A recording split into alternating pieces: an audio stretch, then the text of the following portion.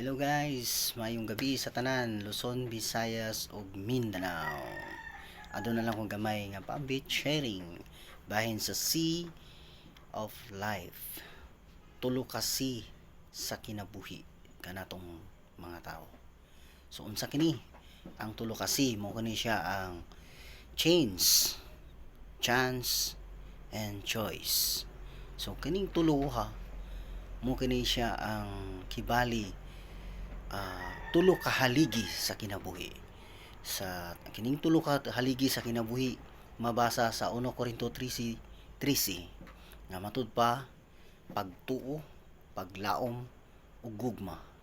So ang Sea of Life ang number 1 change. So change kung doon na kay pagtuo, doon na kay pagbago, change. So kadua chance, kung doon na kay chance, doon na kay paglaom. So ikatulo choice, kung doon na kay choice, doon na kay gugma. So mo ni sila ang tulo ka haligi sa kinabuhi. Change plus chance plus choice equals Christ. Okay? Make a plan and have a new start of life. Mayang gabi and God bless sa tanan.